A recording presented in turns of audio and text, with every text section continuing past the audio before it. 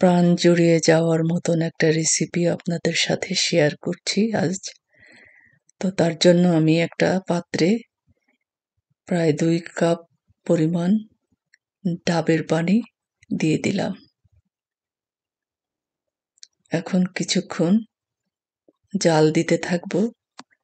সাথে 1.5 চামচ চিনি অ্যাড করব। এখন ভালো করে নাড়তে থাকবো। এরপর আমি 1.5 চামচের মতো আগার আগার পাউডার অ্যাড করব এবং ভালো করে এটাকে নাড়তে থাকবো যতক্ষণ না ঠিক হওয়া পর্যন্ত আমি এটাকে নাড়তে থাকবো। এরপর আমি ডাবের যে কিছু স্লাইস আমি এখানে দিয়ে দেব। ভালো করে নাড়তে থাকবো। এরপর আমি নামিয়ে ঠান্ডা করে ফ্রিজে রাখবো। এরপর আমি আর একটা লেয়ার দেওয়ার জন্য চলে যাব। এখানে আমি 1 কাপ পরিমাণ ডাবের পানি নিয়েছি। সাথে আমি টিস্পুনের 1.5 চামচের মতন চিনি অ্যাড করব এবং টিস্পুনের 1 চামচ আগার আগার পাউডার অ্যাড করব। তো ভালো করে নাড়তে থাকবো।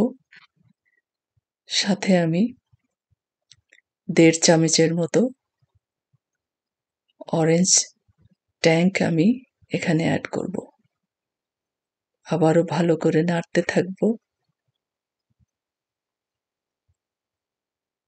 ভালো করে নাড়তে থাকবো যতক্ষণ এটা ঘন না হয় ততক্ষণ আমি নাড়তে থাকবো।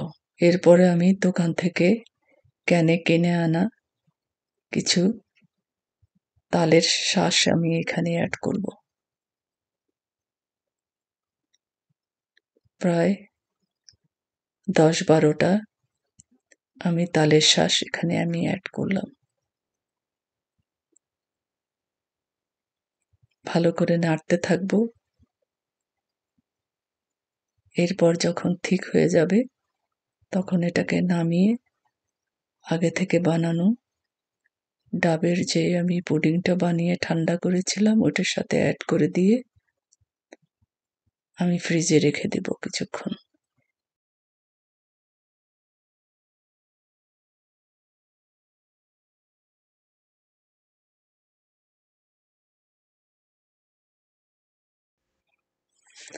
দু ঘন্টা ফ্রিজে রাখবার পরে আমার পুডিংটার বন্ডিংটা এভাবে এসেছে। এখন আমি এটাকে স্লাইস করব।